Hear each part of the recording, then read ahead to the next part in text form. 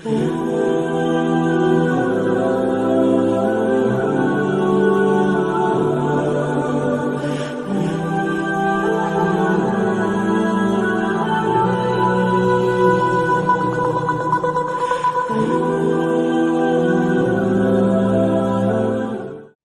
باللہ من الشیطان الرجیم بسم اللہ الرحمن الرحیم لا الہ الا اللہ وحدہ لا شریک لہ اللہ اکبر کبیرہ والحمد للہ کثیرہ سبحان اللہ رب العالمین لا حول ولا قوۃ الا باللہ العزیز الحکیم یا ربی لک الحمد کما ینبغی لجلال وجہک وعظیم سلطانک رب ادخلنی مدخل صدق واخرجنی مخرج صدق واجعل لی من لدنک سلطانا نصیرا ان الصلاۃ ونسکی ومحیای ومماتی للہ رب العالمین یا ایھا الذین آمنوا ان تنصروا اللہ ینصرکم ویثبت اقدامکم رب اشرح لی صدری ویسر لی امری واحلل عقدۃ من لسانی یفقہوا قولی اللہم صل علی محمد وازواجہ وذریاتہ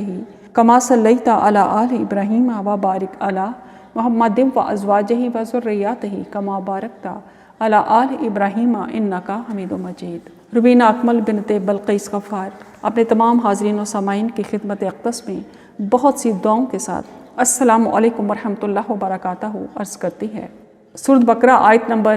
168 سے 162 تک تلاوت، ترجمہ اور تفسیر کو سمجھنے کی کوشش کرتے ہیں۔ بسم اللہ الرحمن الرحیم۔ یا ایھا الناس کلوا مما فی الارض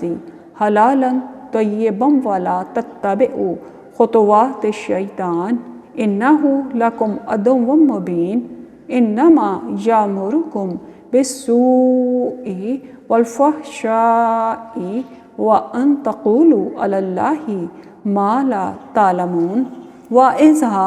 قیل لهم اتبعوا ما انزل اللہ قالوا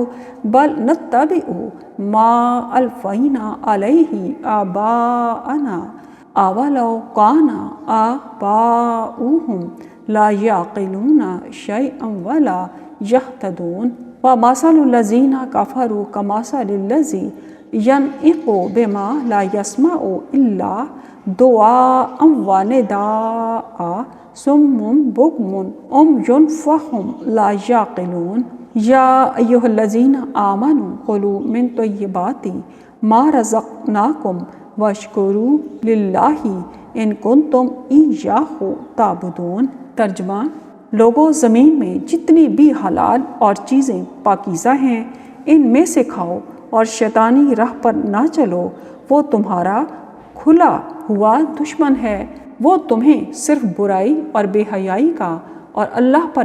ان باتوں کے کہنے کا حکم دیتا ہے جن کا تمہیں علم نہیں، اور ان سے جب کبھی کہا جاتا ہے کہ اللہ کی اتاری ہوئی کتاب کی تابعداری کرو تو جواب دیتے ہیں کہ ہم تو اس طریقے کی پیروی کریں گے جس پر ہم نے اپنے باپ دادوں کو پایا، گو ان کے باپ دادے بے عقل اور گم کردہ راہ ہوں۔ کفار کی مثال ان جانوروں کی طرح ہے جو اپنے چرواہے کی صرف پکار اور آواز ہی کو سنتے ہیں، سمجھتے نہیں ہیں۔ وہ بہرے، گونگے اور اندھے ہیں، انہیں عقل نہیں۔ اے ایمان والو، جو پاکیزہ چیزیں ہم نے تمہیں دے رکھی ہیں انہیں کھاؤ پیو اور اللہ کا شکر کرو اگر تم خاص اسی کی عبادت کرتے ہو۔ تفسیر: ہم دیکھتے ہیں کہ جو لوگ اللہ تعالیٰ کے ساتھ دوسروں کو شریک بناتے ہیں، آیت نمبر 168 میں یہ بتایا گیا ہے، جو لوگ اللہ تعالیٰ کے ساتھ دوسروں کو معبود بناتے ہیں، شریک کرتے ہیں، حصہ دار سمجھتے ہیں، ان کی مذمت کرنے اور ان کے برے انجام کو ذکر کرنے کے بعد اسی سے متعلق مشرکین کے چند باطل نظریات کی تردید فرمائی جا رہی ہے۔ ان مشرکوں نے جہاں اپنے خود ساختہ معبودوں کی تعظیم و تکریم میں مبالغہ کرتے ہوئے انہیں عبادت اور دعا وغیرہ میں اللہ تعالیٰ کا شریک بنا دیا، وہاں ان کے نام پر کئی جانور حرام قرار دے دیے اور کئی چیزیں حلال بنا لیں جنہیں اللہ تعالیٰ نے حرام قرار دیا تھا۔ مثلا وہ اپنے بتوں کے نام پر بحیرہ، صائبہ، وسیلہ اور حام کے ناموں سے بعض جانور وقف کر دیتے، ان پر سواری کرتے، نہ ان کا گوشت کھاتے اور ان کو قرب الہی کا ذریعہ بھی سمجھتے۔ یوں انہوں نے اپنی مرضی سے ہی ان حلال جانوروں کو حرام کر لیا، حالانکہ اللہ تعالیٰ نے کہیں بھی ان کو حرام نہیں کہا اور جن چیزوں کو اللہ تعالیٰ نے صریحاً حرام کیا ہے ان کو انہوں نے حلال کر لیا، مثلا مردار، خون، سور کا گوشت اور غیر اللہ کے لیے نذر و نیاز۔ اللہ تعالیٰ نے عمومی الفاظ سے خطاب کر کے ایسے لوگوں کو تنبیہ کی ہے کہ وہ حلت و حرمت کے بارے میں اللہ تعالیٰ کے حکم کے بغیر کوئی فیصلہ نہ کریں، کیونکہ حلت و حرمت کا اختیار صرف اور صرف اللہ کے پاس ہے۔ لہٰذا اللہ تعالیٰ کی حرام کردہ چیزوں سے بچیں اور اس کی پیدا کردہ حلال اور طیب پاکیزہ چیزیں استعمال کریں۔ حلال وہ ہے جس کی شریعت نے اجازت دی ہو اور ممانعت نہ کی ہو، اور طیب وہ ہے جو بالکل پاک صاف ہو اور کسی دوسرے کا حق اس سے متعلق نہ ہو، مثلا غضب، خیانت، رشوت، سود اور دیگر ناجائز طریقوں سے اسے حاصل نہ کیا گیا ہو۔ اس لیے کہ جو چیز اپنی ذات کے لحاظ سے حلال اور جائز ہو مگر دوسرے کا حق اس سے متعلق ہو تو اس کا استعمال بھی جائز نہیں ہے۔ جیسا کہ کوئی چیز اصل میں تو پاک ہے لیکن بعد میں گندگی سے آلودہ ہو گئی ہو تو اس کا کھانا جائز نہیں ہے۔ اسی لیے تاکید کی جا رہی ہے کہ تم حلت اور حرمت میں اللہ کے حکم کا اتباع کرو اور شیطان کے پیچھے مت چلو۔ جن چیزوں کو اللہ نے حرام کیا ہے ان سے بچو اور اس کی حلال کردہ طیب چیزوں کو حرام نہ ٹھہراؤ، کیونکہ تمہارا اسلام تبھی قابل قبول ہوگا جب تم اس کی حلال کردہ چیزوں کو حرام نہیں ٹھہراؤ گے، جیسا کہ فرمان نبوی صلی اللہ علیہ وآلہ وسلم ہے۔ صحیح بخاری حدیث نمبر 391 میں فرمایا گیا، جس نے وہ نماز پڑھی جو ہم پڑھتے ہیں اور اس قبلے کی طرف رخ کیا جس کی طرف ہم کرتے ہیں اور ہمارا ذبیحہ کھایا، وہ مسلمان ہے، جس کے لیے اللہ تعالیٰ کا ذمہ ہے اور اس کے رسول کا ذمہ ہے، بس تم اللہ کے ذمے کو پامال نہ کرو۔ مطلب یہ کہ نماز پڑھنے اور قبلہ رخ ہونے کے باوجود ایک شخص اس وقت تک اسلام میں پوری طرح جذب نہیں ہو سکتا جب تک وہ حلال و حرام کے معاملے میں جہلیت کی پابندیوں کو توڑ نہ دے اور اسلام کے احکام کو قبول نہ کر لے۔ اسی طرح شیطان کے بارے میں بتایا گیا کہ یہ تو صرف بے حیائی کا ہی حکم دیتا ہے۔ شیطان کی اتباع اور پیروی سے منع کرنے کی وجہ اللہ تعالیٰ نے یہ بتائی ہے کہ وہ تمہارا کھلا دشمن ہے، اس سے ہمیشہ شیطانیت ہی کا ظہور ہوگا، کسی نیکی کے صدور کا اس سے امکان نہیں ہے۔ وہ تم کو عمومی طور پر گناہوں کا اور بالخصوص بے حیائی اور بے راہ روی کے کاموں کا حکم دیتا ہے، جیسے زنا، شراب نوشی، قتل اور سود وغیرہ، جن سے معاشرے میں اخلاقی برائیوں کو فروغ ملتا ہے اور اس کا سکون تباہ ہوتا ہے۔ ایسے اعمال اور عقائد کی تمہیں تلقین کرتا ہے جن کی شریعت میں کوئی اصل اور حقیقت نہیں ہے، جیسے اللہ تعالیٰ کے حلال کردہ کو حرام سمجھنا اور حرام کردہ کو حلال سمجھنا، اور اپنے پاس سے ہی دین کی کوئی بھی بات بنا کر اللہ تعالیٰ کے ذمے لگا دینا۔ سیدنا ایاز بن حمار رضی اللہ تعالیٰ عنہ بیان کرتے ہیں کہ رسول کریم صلی اللہ علیہ وآلہ وسلم نے فرمایا، آگاہ ہو جاؤ، میرے رب نے مجھے حکم دیا ہے کہ میں تمہیں وہ باتیں سکھاؤں جو تمہیں معلوم نہیں ہیں۔ ان باتوں میں سے جو اللہ تعالیٰ نے آج کے دن مجھے سکھائی ہیں وہ یہ کہ ہر وہ مال جو میں نے اپنے بندوں کو عطا فرمایا وہ ان کے لیے حلال ہے، اور میں نے اپنے بندوں کو اس طرح پیدا کیا تھا کہ وہ سب سے کٹ کر صرف اسی کی طرف متوجہ تھے، مگر شیطان ان کے پاس آئے اور انہوں نے انہیں دین سے دور کر دیا اور ان چیزوں کو حرام قرار دیا جو میں نے ان کے لیے حلال قرار دی تھی۔ صحیح مسلم حدیث نمبر 2865۔ اب اس کے بعد کی آیت میں آباء و اجداد کی تقلید کی مذمت کرتے ہوئے اللہ تعالیٰ نے فرمایا ہے، تقلید کا مطلب ہے اللہ اور اس کے رسول کی بجائے کسی اور امام، پیشوا، عالم دین کی بات کو بلا دلیل مان لینا۔ مشرکین اور یہود و نصارہ جو شرکیہ اور کفریہ کام کرتے تھے، ان کاموں میں ان کے پاس کوئی عقلی دلیل نہیں تھی، چنانچہ جب ان سے کہا جاتا کہ اس کی پیروی کرو جو اللہ تعالیٰ نے اتارا ہے تو وہ جواب میں کہتے، ہم تو اس کی پیروی کریں گے جس پر ہم نے اپنے آباء و اجداد کو پایا ہے، وہ ہم سے زیادہ عقل و شعور والے تھے۔ اللہ تعالیٰ نے ان کے جواب میں فرمایا کہ اگر ان کے آباء و اجداد کو کسی بات کی عقل نہ ہو، مثلا انہوں نے گھاٹے کا سودا کر لیا ہو، غلط راستے کا انتخاب کیا ہو، پھر بھی یہ اندھے بن کر ان کے پیچھے چلتے رہیں گے؟ نہیں، کبھی نہیں۔ لہٰذا خود عقل سے کام لو اور اس سیدھے راستے پر چلو جو اللہ تعالیٰ نے اتارا ہے۔ اس کے بعد اللہ تعالیٰ نے کافروں کی اسی تقلید کی برائی اور غلطی کو پوری طرح اجاگر کرنے کے بعد جانور کی مثال دی ہے، جس کے دو مفہوم ہو سکتے ہیں۔ ایک یہ کہ ان کافروں اور مشرکوں کو سمجھانے والے کی مثال اس شخص کی سی ہے جو ان جانوروں کو سمجھاتا ہے جو پکار اور آواز کے سوا کچھ نہیں سنتے۔ مطلب یہ کہ کافر و مشرک کان، زبان اور آنکھیں رکھنے کے باوجود ضد اور عناد کی وجہ سے حق سننے، سمجھنے، دیکھنے اور اس کا اقرار کرنے سے اندھے، بہرے اور گونگے ہیں۔ سورہ اعراف کی آیت نمبر 179 میں اللہ تعالیٰ نے ایسے لوگوں کو جانوروں کی طرح بلکہ ان سے بھی زیادہ گمراہ اور غافل قرار دیا ہے۔ بسم اللہ الرحمن الرحیم۔ سورہ اعراف پارہ نمبر 9 آیت نمبر 179 ترجمہ ہے، اور تحقیق ہم نے بہت سے جن اور انسان دوزخ کے لیے پیدا کیے ہیں، ان کے دل تو ہیں مگر وہ ان سے حق کو سمجھتے نہیں، اور ان کی آنکھیں تو ہیں مگر وہ ان سے حق کو دیکھتے نہیں، اور ان کے کان تو ہیں مگر وہ ان سے حق بات سنتے نہیں۔ وہ تو چوپایوں کی طرح ہیں بلکہ ان سے بھی زیادہ گمراہ ہیں، یہی لوگ غافل ہیں۔ سورہ نمبر 182 اور 183 میں فرمایا گیا، اور جن لوگوں نے ہماری آیتوں کو جھٹلایا ہم ضرور انہیں بتدریج پکڑیں گے جہاں سے انہیں علم تک نہ ہوگا، اور میں انہیں مہلت دیتا ہوں، بے شک میری تدبیر نہایت مضبوط ہے۔ ان آیات سے ظاہر ہوتا ہے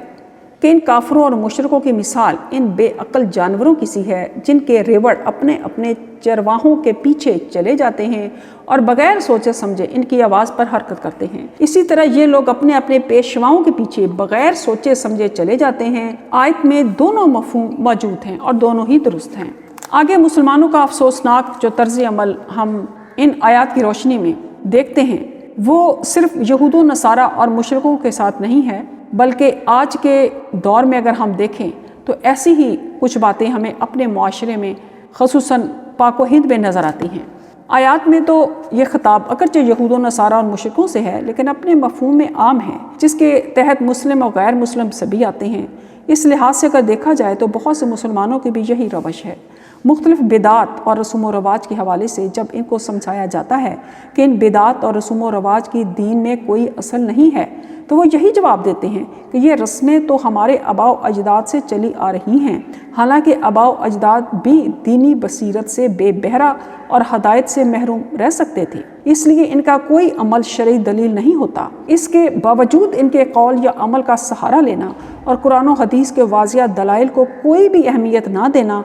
نہ کوئی ریسرچ کرنا، اسی طرح قابل مذمت اور لائق افسوس ہے، جس طرح یہود و نصارہ اور مشرکوں کا یہ طرز عمل قابل مذمت اور لائق افسوس ہے۔ لہٰذا اللہ تعالیٰ اور اس کے رسول کے سوا بلا دلیل کسی کے قول و عمل کو اپنانا حرام ہے، چاہے ایسا کام مشرکین اور یہود و نصارہ کریں یا خود کو مسلمان کہلوانے والے۔ تاہم اگر کسی امام، پیشوا یا عالم دین کی رائے یا فتویٰ قرآن و حدیث کے احکام کے خلاف نہ ہو تو اس پر عمل کرنا تقلید کے زمرے میں نہیں آتا اور نہ اسے ناجائز ہی کہا جا سکتا ہے۔ اگر اس کا جائزہ لیا جائے تو شخصی تقلید کی تباہ کاریوں کی ایک طویل فہرست ہے۔ اسلام میں تمام گمراہ فرقوں کا وجود، شرک و بدعت کا رواج، قبروں، مزاروں اور آستانوں اور درگاہوں کی پرستش اور عقائد کی تمام خرابیاں اسی چور دروازے سے داخل ہوئی ہیں کہ قرآن و حدیث کو چھوڑ کر اپنے بزرگوں، پیروں اور خود ساختہ معبودوں کی بات کو ترجیح دے کر ان کی تقلید کی گئی اور ڈنکے کی چوٹ پر کہا گیا کہ یہ حضرات جو کرتے آئے ہیں آخر ان کے پاس بھی تو کوئی دلیل ہوگی نا، اس لیے ہم وہی کریں گے جو ہمارے بزرگ کرتے آئے ہیں، اور ان قرآنی اور حدیثی دلائل کو ہم نہیں مانیں گے اس لیے کہ ہم اپنے آباء و اجداد سے زیادہ سمجھدار نہیں ہیں۔ انا للہ و انا الیہ راجعون۔ سورہ بقرہ کی آیت 169 میں بلا امتیاز تمام لوگوں کو حلال اور پاکیزہ چیزیں کھانے کا حکم تھا۔ اب آیت 172 میں خاص طور پر ایمان والوں کو حلال اور پاکیزہ روزی کمانے اور کھانے کا حکم دیا گیا ہے۔ اس لیے رزق حلال کے بغیر نہ کوئی عبادت قبول ہوتی ہے نہ دعا۔ رسول کریم صلی اللہ علیہ وآلہ وسلم کا ارشاد ہے، لوگوں بلا شبہ اللہ تعالیٰ پاک ہے اور پاک چیز ہی قبول کرتا ہے۔ اللہ تعالیٰ نے مومنوں کو بھی وہی حکم دیا ہے جو اس نے رسولوں کو دیا تھا، چنانچہ فرمایا، اے میرے رسولو پاکیزہ چیزیں کھاؤ اور نیک عمل کرو، یقیناً میں تمہارے اعمال کو خوب جاننے والا ہوں۔ اور فرمایا اے ایمان والو ان پاکیزہ چیزوں میں سے کھاؤ جو ہم نے تمہیں عطا فرمائی ہیں۔ پھر آپ نے ایک ایسے شخص کا ذکر کیا جو لمبا سفر کرتا ہے، بکھرے بالوں والا ہے، گرد و غبار سے اٹا ہوا ہے، آسمان کی طرف ہاتھ پھیلا کر کہتا ہے یا رب، مگر اس کا کھانا حرام ہے، اس کا پینا حرام ہے، اس کا لباس حرام ہے، اور اسے جو غذا دی گئی ہے وہ بھی حرام ہے، تو اس کی دعا کیسے قبول کی جائے گی؟ قرآن مجید کی طرح احادیث میں بھی حرام چیزوں سے بچنے کی بہت تاکید کی ہے۔ سیدنا جابر رضی اللہ تعالیٰ عنہ بیان کرتے ہیں کہ نبی کریم صلی اللہ علیہ وآلہ وسلم نے فرمایا حرام سے پرورش پانے والا گوشت جنت میں داخل نہیں ہوگا، اور حرام سے پرورش پانے والا ہر گوشت جہنم کی آگ ہی اس کی زیادہ حقدار ہے۔ مسند احمد 321 میں یہ لکھا گیا ہے حرام سے بچاؤ کے لیے ضروری ہے کہ آدمی ان چیزوں سے بھی پرہیز کرے جو شک و شبہ میں ڈالنے والی ہیں، ورنہ حرام سے بچنا مشکل ہے۔ چنانچہ نبی کریم صلی اللہ علیہ وآلہ وسلم نے اپنے نواسے سیدنا حسن بن علی رضی اللہ تعالیٰ عنہ سے فرمایا تھا جو چیز تمہیں شک میں ڈالے اسے چھوڑ کر وہ اختیار کرو جو شک سے پاک ہے، کیونکہ سچائی میں اطمینان ہے اور جھوٹ میں شک ہے۔ آیت نمبر جامعہ ترمذی حدیث نمبر 2518۔ آدمی صحیح معنوں میں متقی تبھی بنتا ہے جب وہ شک و شبہ والی اور قابل اعتراض چیزوں کو چھوڑ دے۔ رسول کریم صلی اللہ علیہ وآلہ وسلم کا فرمان ہے بندہ حقیقی متقی تب بنتا ہے کہ وہ قابل اعتراض چیزوں کو چھوڑنے کے ساتھ ساتھ ایسی چیزیں بھی چھوڑ دے جن پر کوئی اعتراض ہی نہیں ہے۔ ایمان والوں کو اللہ تعالیٰ نے جہاں اپنی حلال کردہ پاکیزہ چیزیں کھانے کا حکم دیا ہے وہاں اپنا شکر کرنے کی تاکید بھی کی ہے۔ اس سے 3 باتیں معلوم ہوتی ہیں۔ ایک یہ کہ اللہ تعالیٰ کی حلال کردہ چیزیں ہی پاکیزہ ہیں، حرام کردہ نہیں، چاہے وہ آدمی کو کتنی ہی مرغوب اور پسندیدہ کیوں نہ ہوں۔ دوسری یہ کہ مشرکین بتوں کے نام پر جن جانوروں اور چیزوں کو اپنے اوپر حرام کر لیتے تھے ان کا یہ عمل بالکل باطل ہے۔ اس طرح حلال چیز حرام نہیں ہو جاتی، لہٰذا تم ان کو حرام مت سمجھو۔ حرام وہی ہے جس کی آگے وضاحت میں کرنے والی ہوں۔ اور تیسری یہ کہ اگر تم اس صرف ایک اللہ کی عبادت گزار کرتے ہو اس کا شکر ادا کرو، کیونکہ نعمت کے استعمال سے نعمت دینے والے سے محبت پیدا ہوتی ہے اور شکر کرنے سے نعمتوں میں اضافہ ہوتا ہے۔ تو اس میں ہم دیکھتے ہیں کہ حکم صرف اللہ تعالیٰ کا ہے، اس لیے اس کے سوا کسی کو حلال و حرام کا اختیار ہی نہیں ہے۔ حلال وہ ہے جسے اللہ تعالیٰ نے حلال قرار دیا ہے، اور حرام صرف وہ ہے جسے اللہ تعالیٰ نے حرام کیا ہے۔ عقل کا اس معاملے میں کوئی عمل دخل نہیں ہے۔ اللہ تعالیٰ نے پاکیزہ چیزیں حلال کی ہیں اور خبیث چیزیں حرام کی ہیں۔ پاکیزہ چیزیں وہ ہیں جن سے تندرست و سلیم نفس لذت محسوس کرتا ہے، اور خبیث چیزیں وہ ہیں جو تندرست و سلیم نفس کو ناگوار گزرتی ہیں۔ شیطانی راستوں پر چلنا حرام ہے۔ ہر وہ اعتقاد، قول و عمل اور طریقہ شیطانی راستہ ہے جس سے اللہ تعالیٰ اور اس کے رسول صلی اللہ علیہ وآلہ وسلم نے منع فرمایا۔ آدم علیہ السلام کے وقت سے شیطان انسان کا دشمن ہے۔ وہ انسان کو گمراہ کرنے اور باطل سے اور بے حیائی کو اس کے لیے مزین کرنے کا کوئی موقع ہاتھ سے جانے نہیں دیتا، اس لیے اس سے خاص طور پر چکنا رہنے کی ضرورت ہے۔ عقل و فہم کے بغیر بلا دلیل کسی کی تقلید کرنا گمراہوں کا شیوا ہے۔ مومن اپنے دین میں عقل مند اور اپنے آپ کو شناسا ہوتا ہے، اس لیے وہ تقلیدی جکڑ بندیوں کا شکار نہیں ہوتا۔ اہل علم کے ایسے اقوال و آراء جو اللہ تعالیٰ کی وحی سے مستفاد ہیں اور کتاب و سنت کے مخالف نہیں ہیں، انہیں لکھنے، پڑھنے اور نقل کرنے میں کوئی حرج نہیں ہے۔ یہ تقلید کے زمرے میں نہیں آتے۔ تقلید کی گمراہی سے بچنے کے لیے علم کا حصول فرض ہے تاکہ مومن کسی کام کو اختیار کرے تو علم کی بنا پر، اور کسی کام کو ترک کر دے تو بھی علم کی روشنی میں ترک کرے۔ حلال رزق اور حلال کمائی کا اہتمام ہر مسلمان پر لازم اور فرض ہے، ورنہ عبادات اور دعائیں بے سود ہیں۔ اللہ تعالیٰ کی نعمتوں کا شکر ادا کرنا واجب ہے، اسی طرح کہ اس کی نعمتوں کا اعتراف کرتے ہوئے اس کی تعریف کی جائے اور نعمتوں کو اس کی نافرمانی میں صرف نہ کیا جائے۔ صدق اللہ العظیم۔ اللہم صل علی محمد وعلی آل محمد كما صليت على إبراهيم وعلى آل إبراهيم إنك